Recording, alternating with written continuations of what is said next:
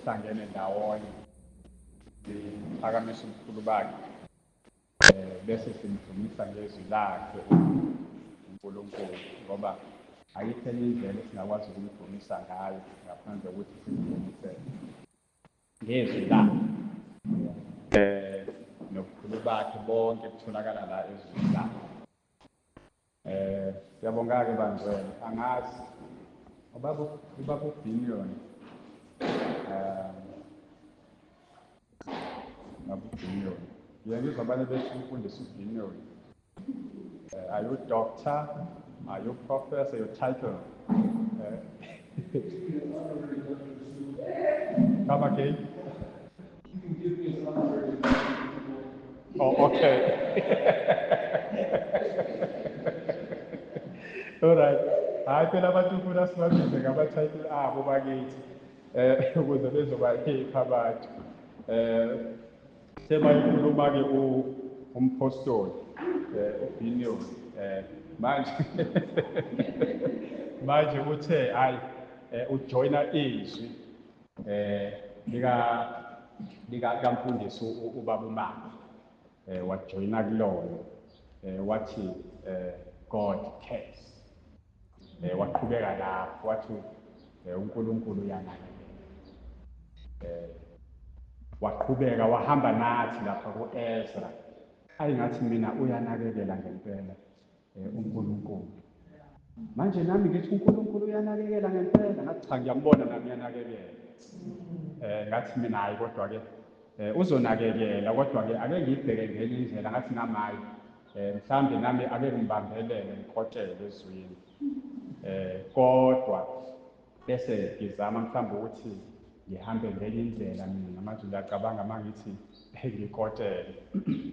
Kade sibanga lapha emsebenzini kulezi insuku nawazi into zasemsebenzini sibanga ukuthi awunansi le ndoda angithi sinokusharisha isubject nomunye umema afundisa ama-early grade nami ngifundisa enye grade. Manje yena wafika ngemva kwethu uyilokhunjana uyi-deputy principal show kusho ukuthi ilodi yakhe izoba ncane. Wathi uma efika wayesekotshela kuthina kusho ngamanye amazwi wabamba lapha emsileni nje kuthina wabamba one subject ayisangaba nankinga. Manje umsindo wokusususo ukuthi uthi ebambe one nje emsileni nangala wabamba emsileni bese efuna ukuphatha. Sathi thina hayi kahle kuphela ithina esizokutshela ukuthi kwenziwa njani la usifithi sihamba khona. Musa manje kushintsha wena uzofuna ukuphatha.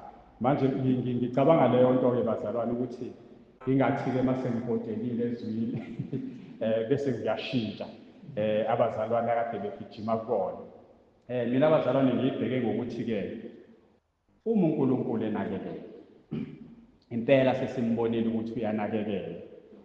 Kahle kahle mase simbona kufanele senze njani thina njengabazalwane ngoba sesimbonile uNkulunkulu esenzela konke ekhombisa ukuthi uNkulunkulu omuhle onakekelayo. Yiphi response ekufanele siqhamuke nayo thina kuloko kunakekela kwakhe? Hayi ngabona mina ukuthi cha ayikho indlela phela singakhombisa ngayo ngoba mkhulu lo muntu wenza konke. The only thing esingakwazi ukuyenza ukukhombisa angithi umuntu uma efika nezinto ezinhle ezokupha uyibonga ngiyabonga usebenzile. Ngayibuka kanjalo-ke mina ngathi mina let us praise and worship uNkulunkulu. Ngayibuka lapho mina ngathi the only thing esingayenza kulo uNkulunkulu onakekelayo is to praise him and worship him.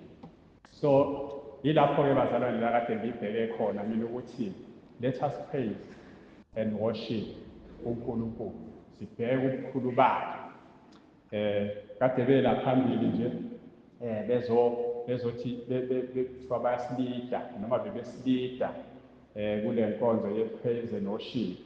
Okusho ukuthi sine-understanding ukuthi uma sithi praise and worship uNkulunkulu yini lesisuke siyenza. When we are praising and worship uNkulunkulu suke that is an expression. Should ngamanye amazwi sisuke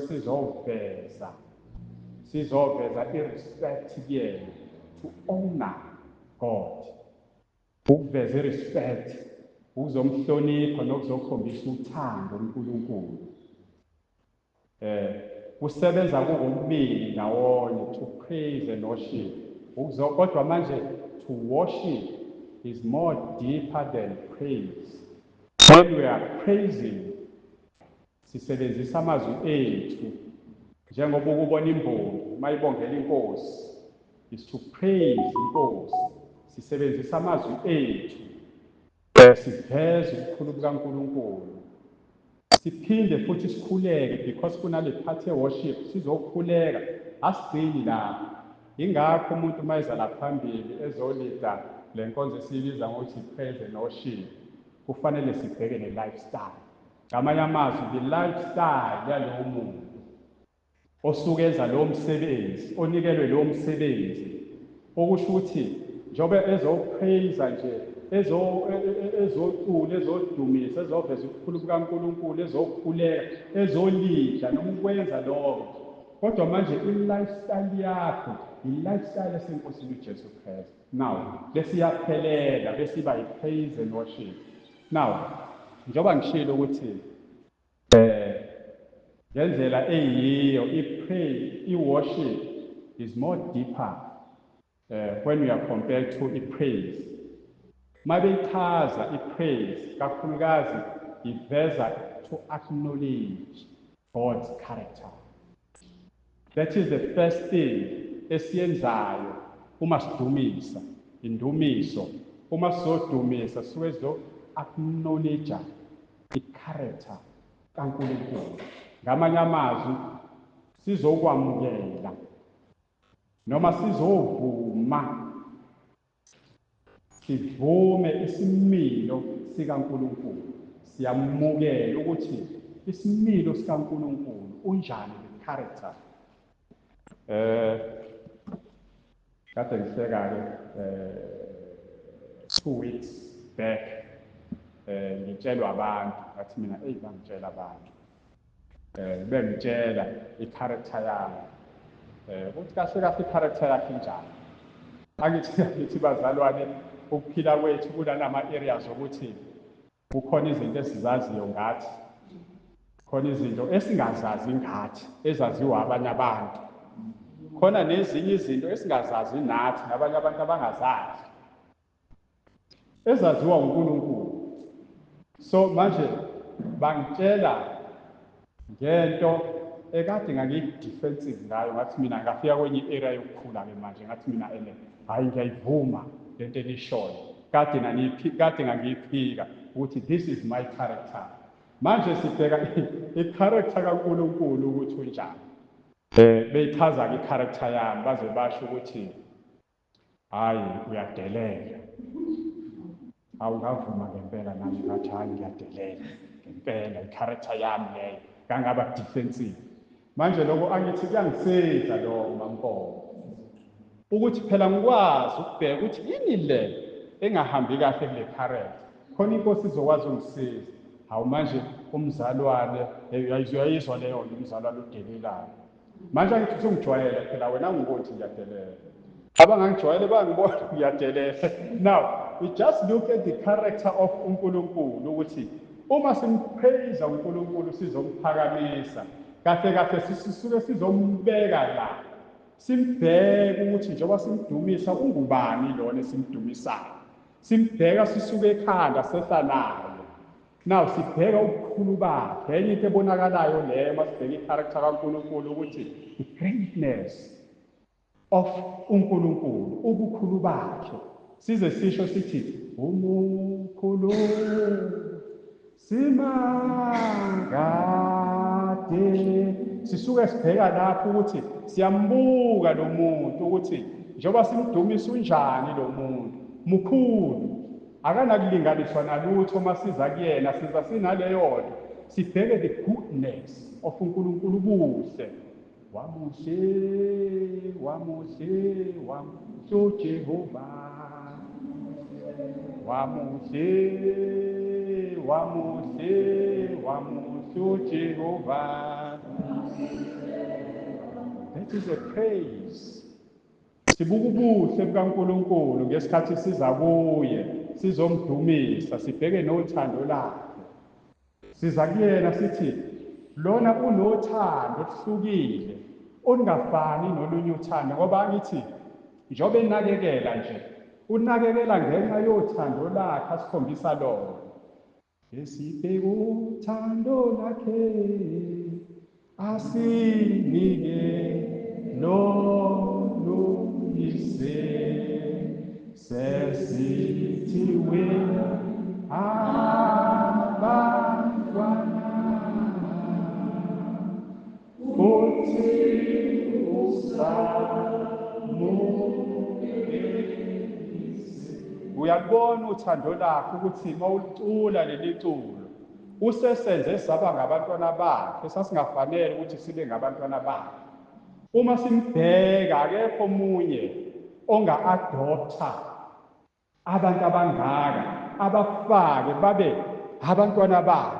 Wayebakhethile abantwana bakhe u-Israyeli, kodwa bheka uthando lakhe ngeNkosi uJesu Kristu ukuthi usesikhethile sabantwana. Masimbheka sibheka lolu thando lakhe ngesikhathi simdumisa uNkulunkulu, the faithful of uNkulunkulu, ukuthembeka kwakhe. Wethembekile Jesu, wethembekile Jesu, amalanga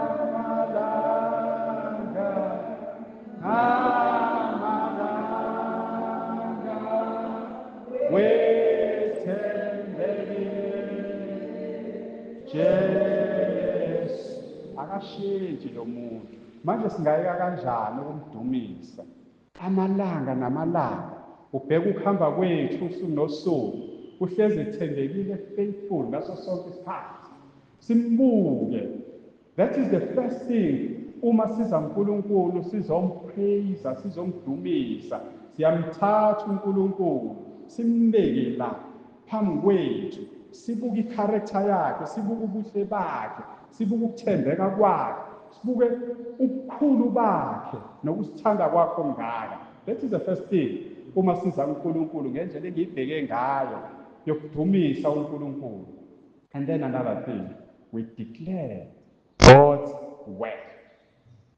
Futhi ngamanye amazwi siyamdeclare, we declare God's work. Siyamveza, siveza umsebenzi kaNkulunkulu. Masodumisa uNkulunkulu sisuke sizoveza imisebenzi yakhe. Wenzeni? Wenzani? Uzokwenzani uNkulunkulu? He has done great things. Hallelujah. He has done great things. Hallelujah. He has done great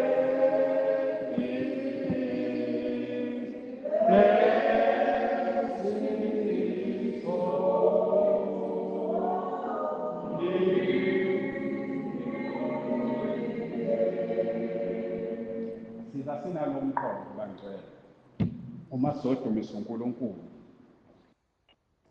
ngoba kukhona kwenzile okungaphezulu okungabaleki esingakwazi ukuqonda nathi akwenze emaphakadeni akwenzayo namanje empilweni yethu asaqhubeka sazokwenza naphakade ngoba uJehova wasemandulo osenguye namhlanje oyophinda abe nguye nangesikhathi esizayo ongeke azashintshe. Manje sisuke sibabaza lokho uNkulunkulu asuke kwenza when we worship him.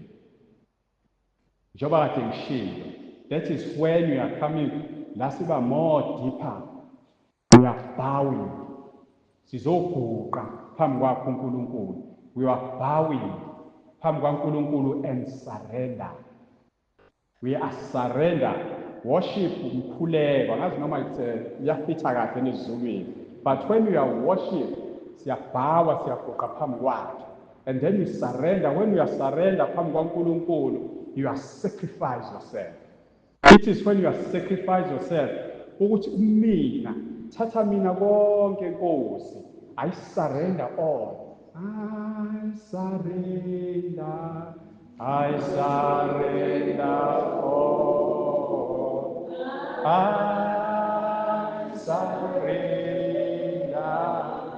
I surrender all to please my gracious Savior. I surrender. Uma sesisho njalo phambi kwaNkulunkulu, we are worshiping him. Siza ngokukhuleka sithi Nkosi, mina ngingowakho, angisaziphileli mina, thatha mina uqobo lwami. Mhlawumbe bazalwana ake siye laphaya kuJames chapter 1 verse 17 and 18. Sizama ukubheka ukuthi when we are acknowledging God's character, yini lesuke siyibuka kuyena. Uma samukela isimilo sakhe, chapter 1 verse 17 and 18, James.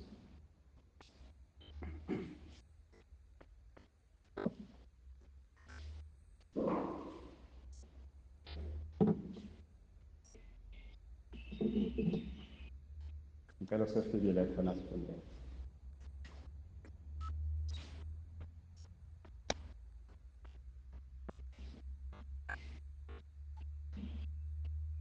Izipho zonke ezinhle neziphiwo zonke ezipheleleyo zehla kuyise wokukhanya okungekho okunye ukuguquka nasithunzi sokuphenduka. Ngokuthanda kwakhe wasifaka ngezinto eziningi ukuthi sibe ngabokuqala nezidalwa zakhe. Amen. Alright. Kaningi-ke la ekhaya ngoba siyayihlalela iBible study, sesiyaqonda ukuthi ezinye iy'ncwadi mazi-introduce-wa kuye kuthiwe le ncwadi ibhalwe ubani, kwakwenze njani. Angikho-ke lapho mina. uJames mayibhala le ncwadi ebhalela labazalwane ekuthiwe lapho kuverse 1 chapter 1 verse 1 kuthiwa abazalwane ababehlakazekile, futhi abazalwane ababengafani nathi, ababengekho emazweni abo, ababengekho kwi-comfort zone. Ubhalela labazalwane ababengekho kwi-comfort zone, ababehloshiwe, befuna ukubulawa. Uyabakhuthaza, uyaba-encourage labazalwane. Manje la sikhona sila esithi khona usiyazivezela ukuthi njengoba esikhuthaza nje nathi, njengoba ekhuthaza labazalwane, ekhuthaza thina, njengoba esikhuthaza nje nathi, ekhuthaza labazalwane, uyabatshela labazalwane ukuthi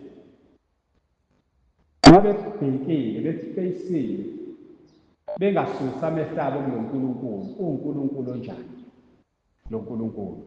Noma ngabe kuthiwa bayahlupheka la emhlabeni, badlule emhlabeni, baye ekhaya ezulwini. Uzama ukubavezela-ke manje ukuthi ababe nethemba, ngoba lo Nkulunkulu abeze kuyena, abahlupheka ngenxa yakhe, uNkulunkulu onjani. Futhi laphayana khona le part eternal, unguyise wokukhanya, unguyise wokukhanya. Shothi ngamanye amazwi kuyena, uye oletha ukukhanya emhlabeni, akekho omunye ongakwazi ukwenza lokho. Shothi ngamanye amazwi uveza ubukhulu bakhe uNkulunkulu ukuthi akekho omunye engaya kuyena, ngoba uthe ngesikhathi eqala edala umhlaba, ngesikhathi edala konke, uthe uma esefika kuverse 3 lapha kuGenesis chapter 1, wathi makube khona ukukhanya. Kwaba khona ukukhanya ngoba ubonile ukuthi siyadinga ukuthi sihambe ekukhanyeni. Wathi umuntu noma esesukile ekukhanyeni, esekudalile ukukhanya, wasuka umuntu ekukhanyeni waphinde waletha ukukhanya. Manje uzama ukubavezela lokho ukuthi lo yise engini-encourage ngayo, lo baba wena engini-encourage ngayo, i-character yakhe umbaba okwazi ukwenza zonke izinto, mkhulu ngokuthi angaletha nokukhanya okuthe abantu bengasakuboni ukukhanya emhlabeni, bakhetha ubumnyama kunokukhanya, wayesephinde letha ukukhanya. Angazi bazalwane, kuyezwakala, wayeseletha ukukhanya ngoba uyasho uJesu lapha neyiveza le ndaba ngesikhathi ekhuluma nababhali nabafarisi ku-chapter 8 kuJohn, ekhuluma nababhali nabafarisi belethe lo nkosikazi wayephila, ukhuluma naye konke, uthi uma sekhulumile naye konke useyamdedela ngoba akekho la kade iphinga naye, useyamdedela uthi akanacala lo muntu, usebuye ubuyela kubona, uyabatshela ukuthi uyini yena, ungukukhanya kwezwe.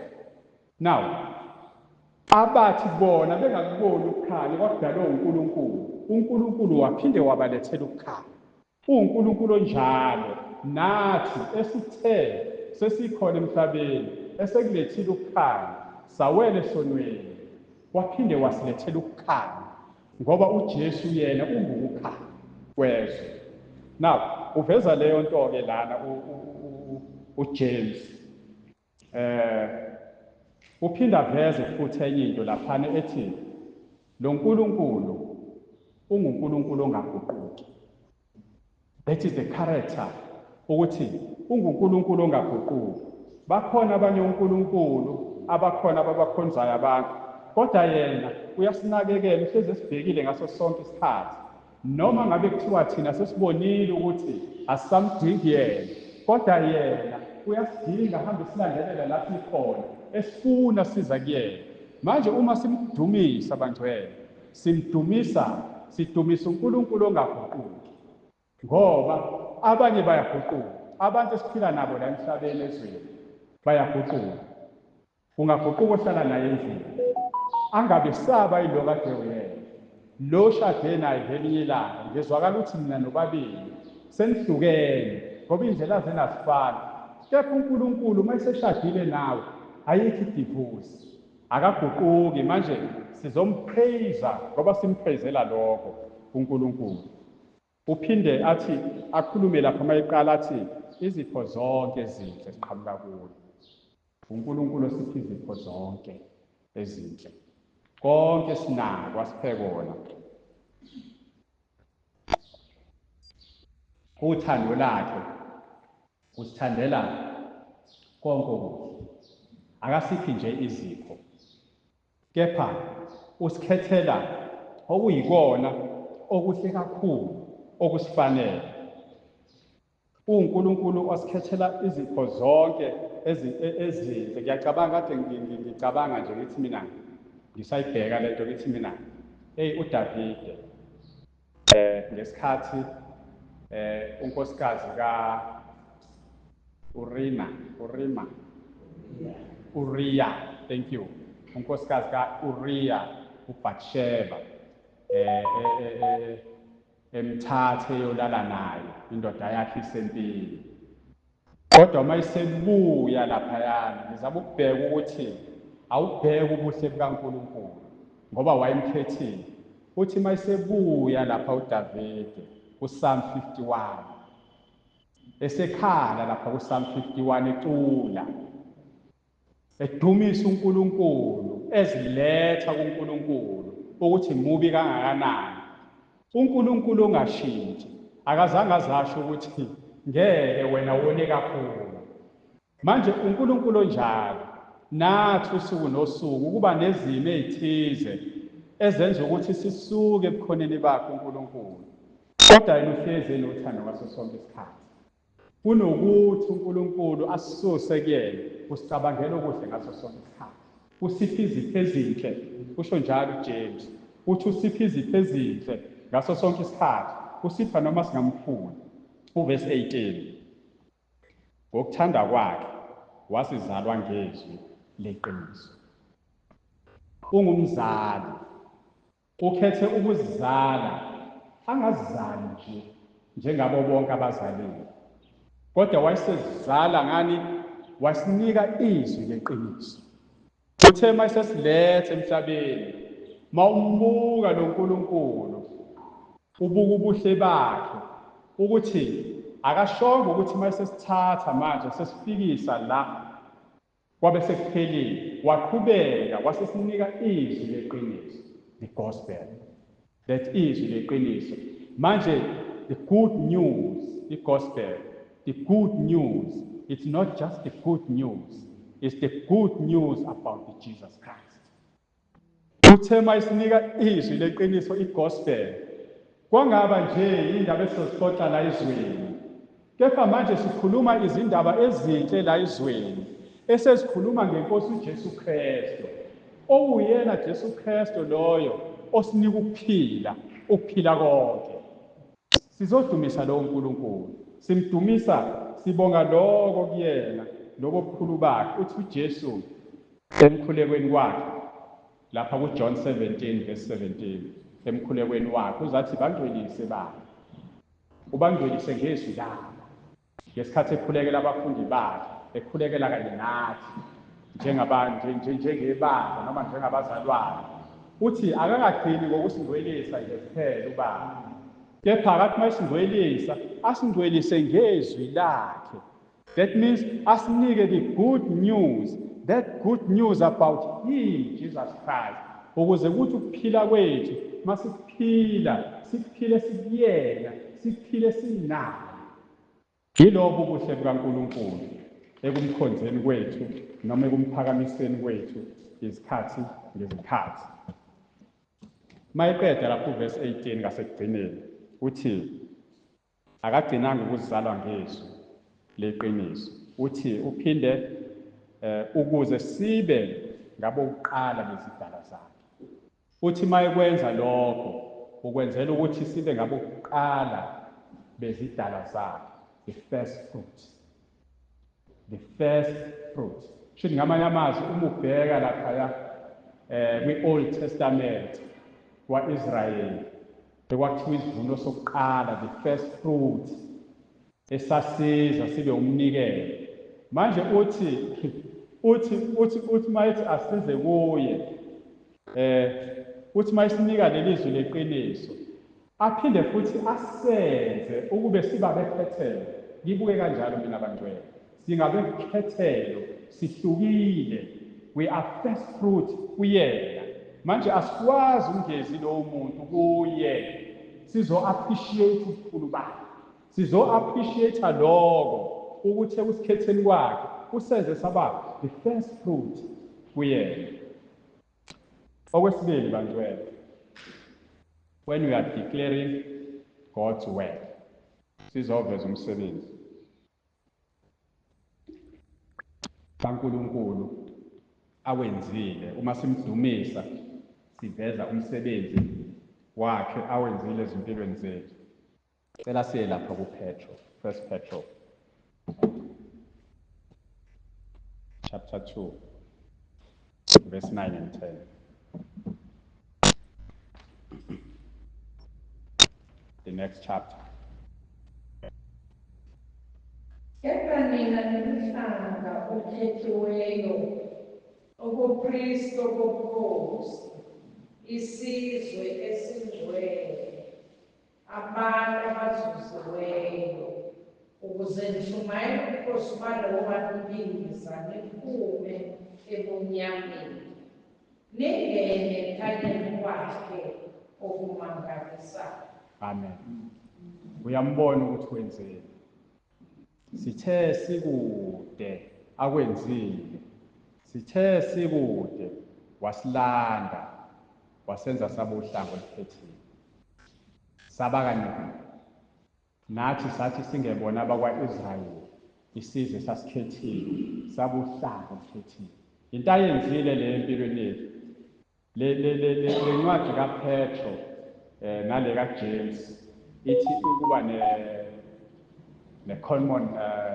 common denominator or common factor inokufana, ngoba indlela ebhalwe ngayo abantu ababebhalelwe khona kuba abantu abathi abacishe bafana ngoba nala kuPetro mayibhala umpostoli naye ubhalela abantu abacishe bafani nalabo babebhalelwa uJames. Nakhona futhi uya-encourage khona. Uba-encourage kuleso simo belapho, bengekho emazweni abo. Uyabatshela ukuthi hey lalelani nina. Njengoba nihlupheka nilana, nikhethiwe nina. Nisizwe esikhethiwe, nuhlanga olukhethiwe. Usho njalo nakuthina uthi soluhlanga olukhethiwe esasikade sikude wasenza saba ngabaseduze. Now asikhethiwe nje kuphela kodwa sikhethiwe sakhethwa through inkosi uJesu Kristu. Ukukhethwa kwethu sikhethwe ngenxa yokuthi noma kufanele ukuthi sikhethele ukuthi sibe senkosini uJesu Kristu. Usikhethe kanjalo uNkulunkulu ukuthi esikhethile isizwe saka-Israyeli.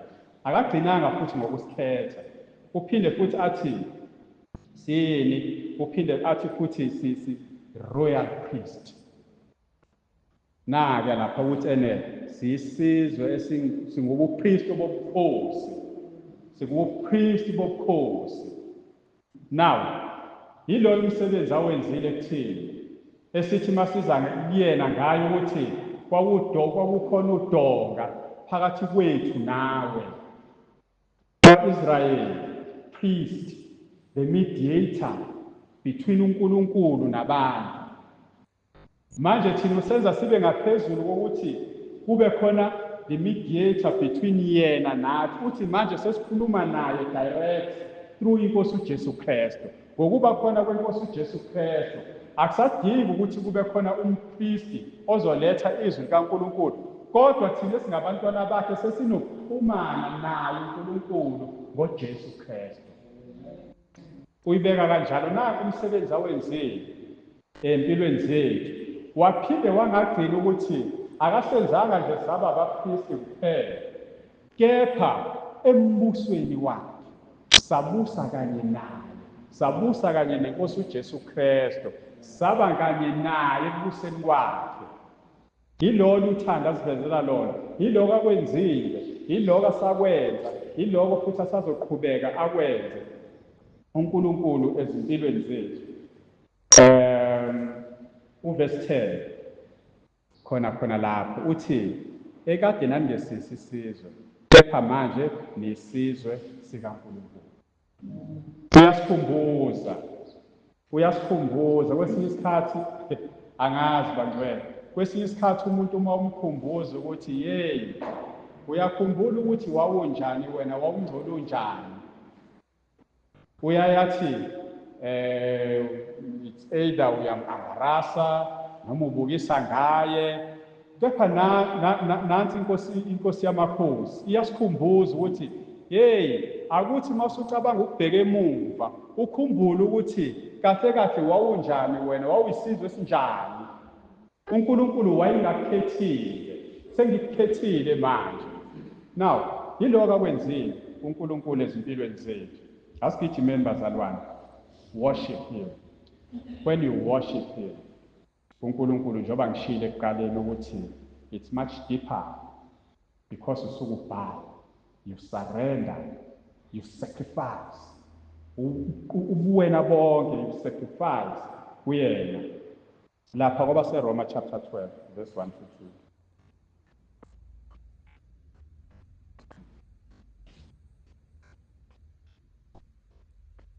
Lapho ngiyancela bazalwane ngobubele bukaNkulunkulu ukuba nikele imizimba yenu kube umnikelo oqinileyo, ogcwele, othandeka kuNkulunkulu, kube ukukhonza kwenu okuqotho. Ningalibisi ngelizwi, kodwa niguquke isimo ngokwenziwa ibentsha egcinekeni, ukuze nibe nokuhlolisisa okuyinkani kaNkulunkulu, okuhle, okuthandekayo, nokupheleleyo. Ninikele imizimba yenu.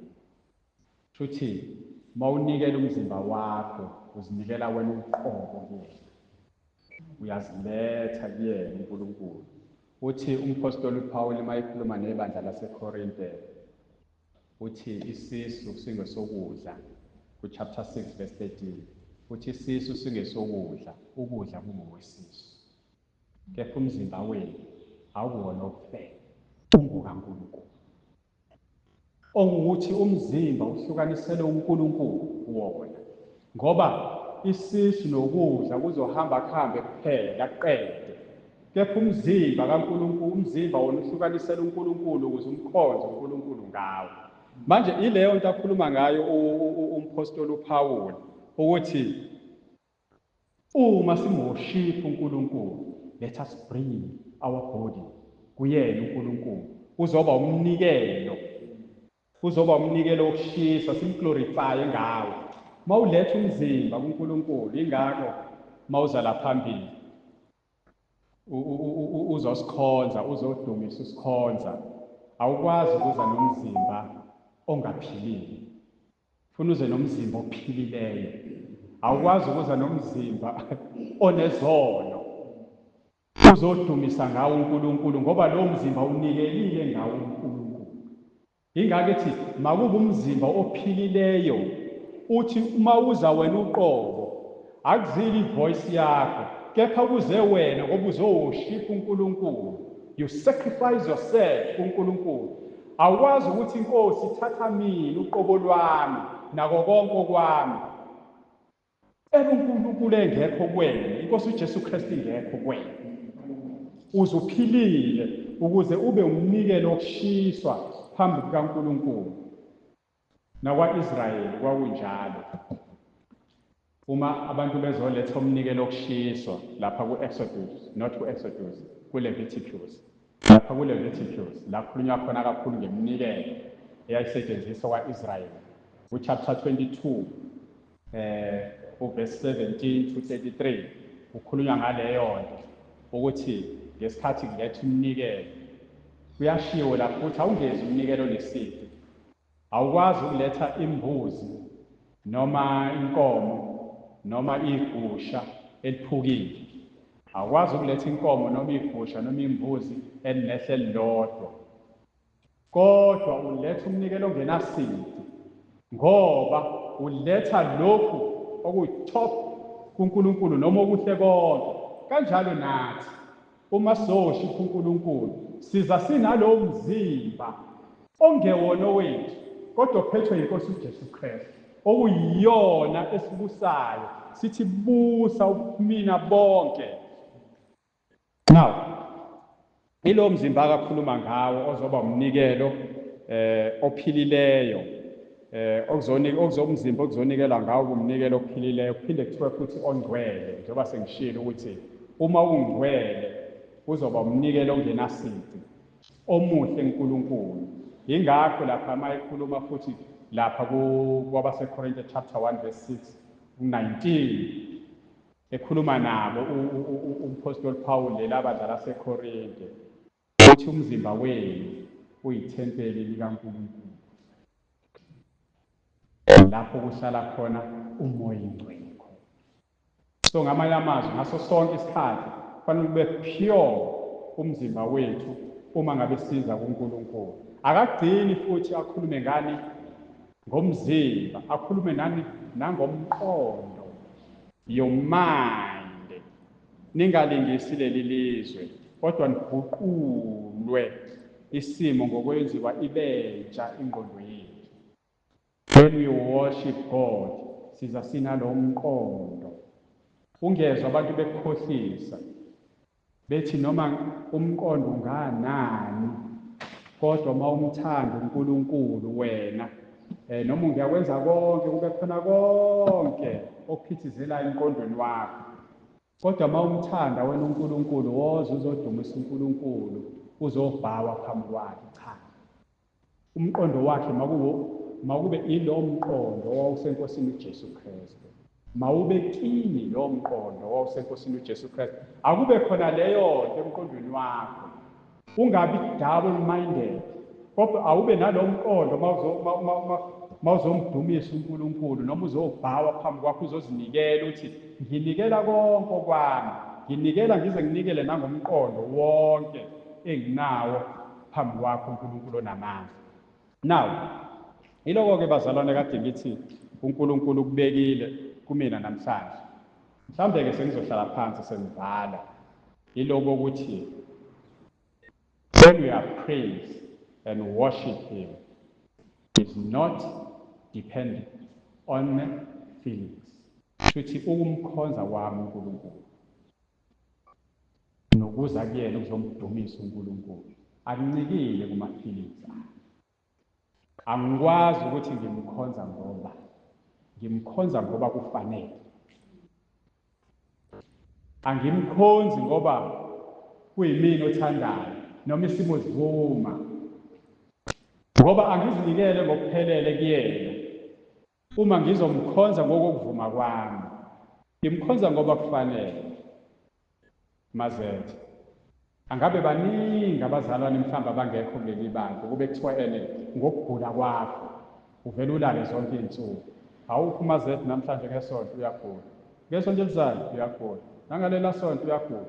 Kepha ukhona la noma ugula, ngoba kufanele uzomkhonza uNkulunkulu. Ngamanye amazwi awumkhonzi ngama-feelings akho, kufanele ukuthi ube khona uzodumisa, ngoba ngobukhona bakho ubuthakathaka bakho bungenza ukuthi kube khona abasindiswayo babone ukuthi uma kukho osindiswe uma lo ekhona mina ngingasala kanjani.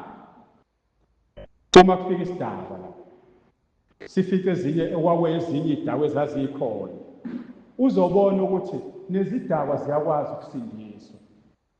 Ngamanye amazwi asimkhonzi ngoba kungukuthi siyafuna, simkhonza ngoba kufanele simkhonze uNkulunkulu, ngoba wasikhulula wasisindisa. Now ngicela siye lapha ku-Acts 16, mhlawumbe soyiqonda kahle manje. Yazi ukuthi njengoba ngiyikhuluma mhlawumbe ayi-understandeki. Ngicela siye kwizenzo 16 verse 25. Mhlawumbe izothi ukucaca lapho sibheke labazalwana ababili.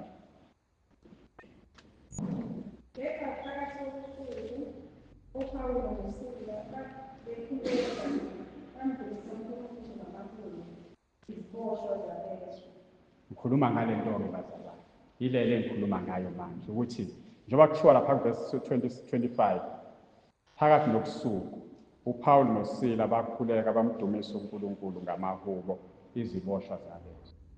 Le ndaba siyayazi ukuthi ngesikhathi besuka lapha eMakedoniya noma eFilipi beza baze bazohlangana noLidiya, bahlangane noLidiya lapha la okukhuleka khona abesifazane abanxusa uLidiya ukuthi abahlale naye.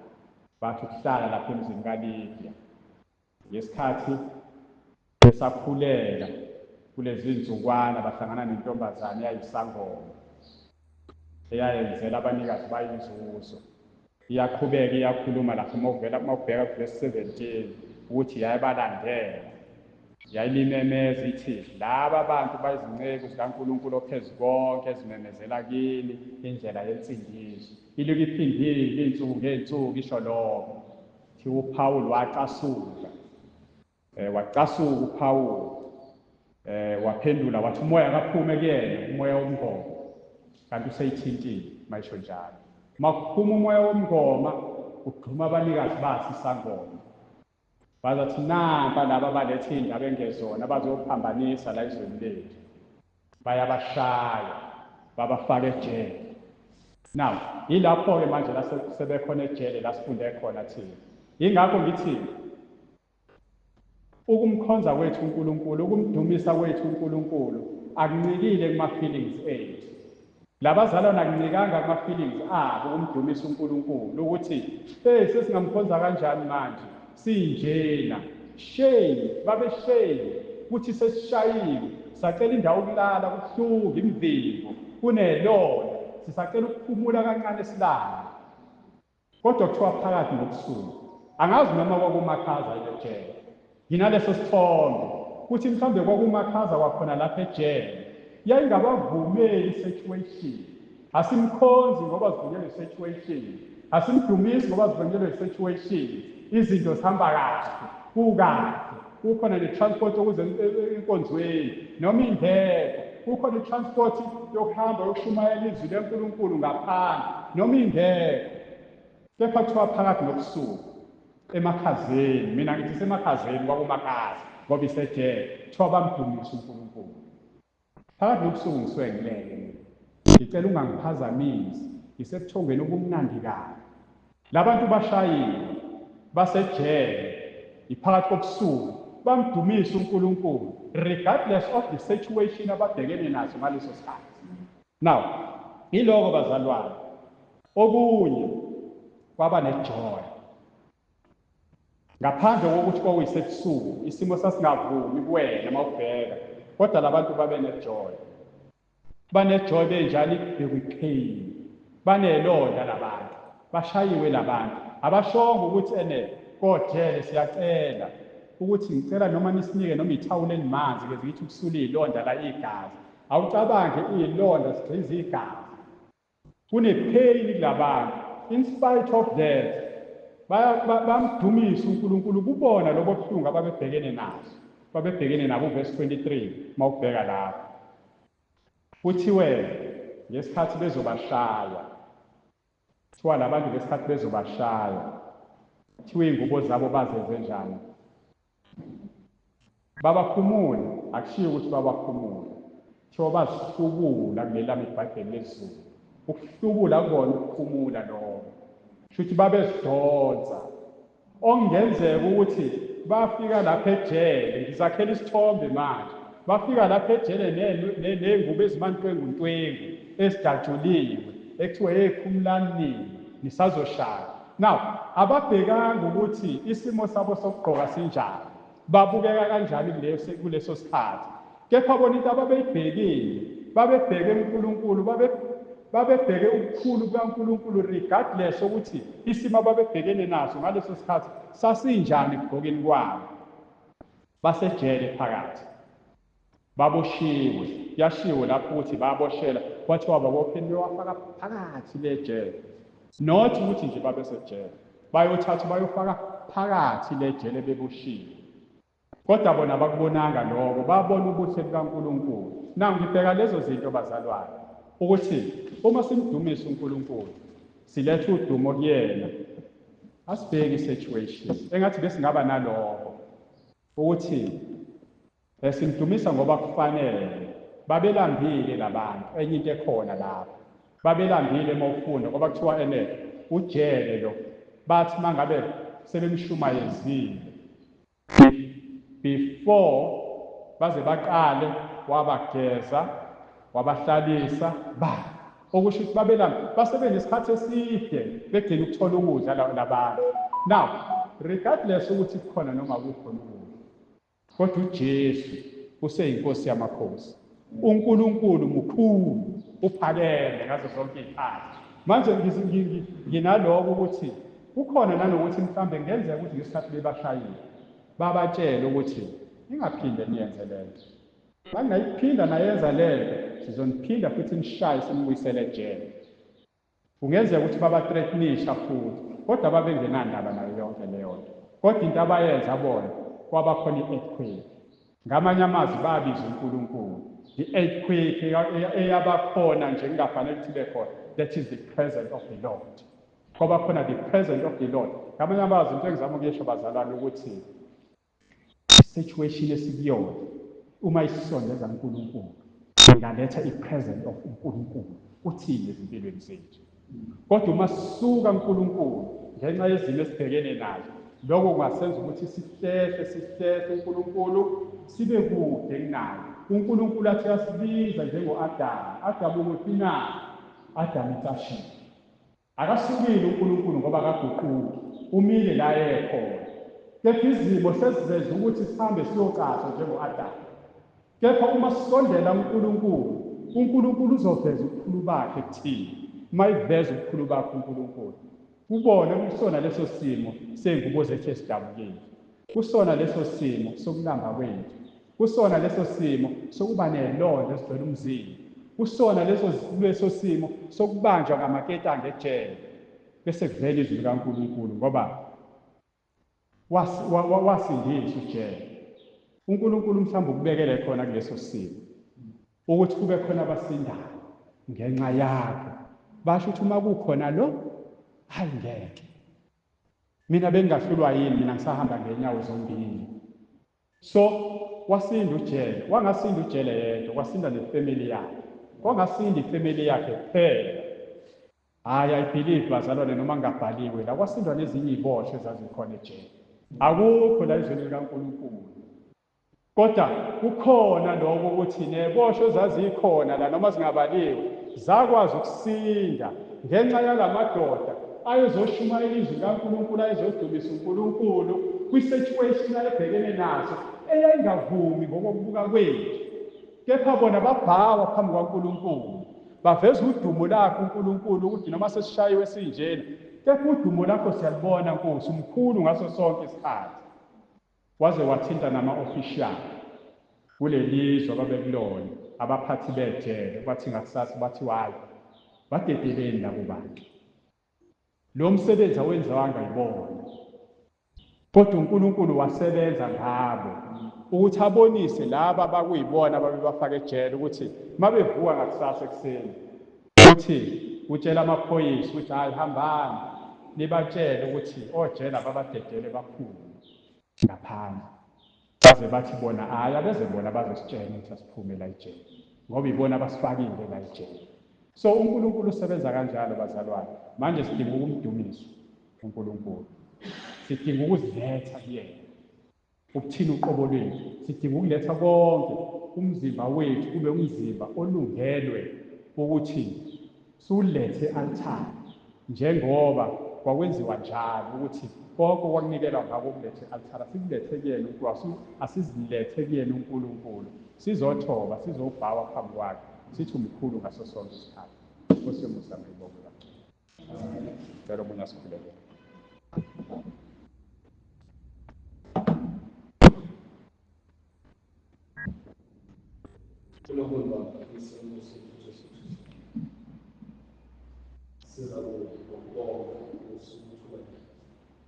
Amazwi akho, izwi lakho lingamazwi omntwana wakho owafisayo. Uze kithina uqobo sikubonge umuntu wethu. UJesu Kristu wasinikela yena azofa endaweni yethu. Impela ubuhle buyaqhamuka ububi bodwa. Uthi umntwana wakho Nkosi indlela kumele sidumise ngayo. Sitshele uwena, sitshele ley'mpilo zakho somandla. Uma siweshipa Nkosi, sijule kakhulu, sinikele ukuthina uqobo, sikhohlwe izimo esizona, silethe thina uqobo ebukhoneni bakho. Wena Nkulunkulu uyakwenza okungenzeki kubantu, kepha kuwena kwenzeke ngoba wena uNkulunkulu.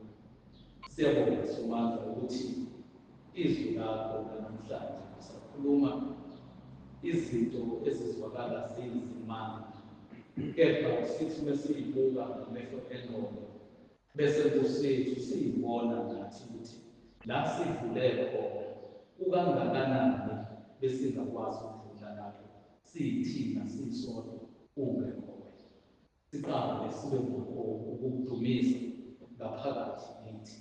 Ngakho Nkosi yethu wenza kithi kube khona nokuthi imihla yonke sibe yiminikelo ephilayo esiyibeka kuso kwi-altare lakho, kuze ngelinye ilanga singabi abazothi sisey'mweni ey'thokozisayo bese siyi-crawler off lapho siwela ebesiy'nikele khona ngoba siyaphila. Ukuthi Nkosi yethu thoba wena zonke izimo esizona zivumele izwi lakho kuyilona elisebenzayo simakade ngoJesu Kristu. Ungabi imizwa yethu ukuthi sizwe sipitazeka namhlanje, ngakho-ke siyadumisa kakhulu. Kepha njalo Nkosi mesizokweshipha kube yingoba sisesimweni esijabulisayo siyakweshipa, sisesimweni esisidumazile siyumnikelo njalo kuwena ngazo zonke izikhathi, ngoba wena uNkulunkulu onikela izipho kithi okungezona izipho ezinhle nje kuphela, kepha ezipheleleyo. Ingakho kumele sibheke kuwe. Uyasenza Nkosi yethu singabi isizwe esilahlekileyo, kepha sibe isizwe esisebukhosini bakho uNkulunkulu uqobo ngaye uJesu Kristu. Siyabonga. Sibonga izwi lakho Nkosi, lihlale njalo ey'ndlebeni, linketeze ey'ndlebeni zethu, bese uNkulunkulu wethu ushintsha ukwenza kwethu kubonakale senza impela njenga nesizwe sakho mihla yonke, ngoba ubumnyama akusekho kithi, kepha ukukhanya okungekho sethu. Siyabonga intwana kaNkosi Kristu, Kristu Jesu, manje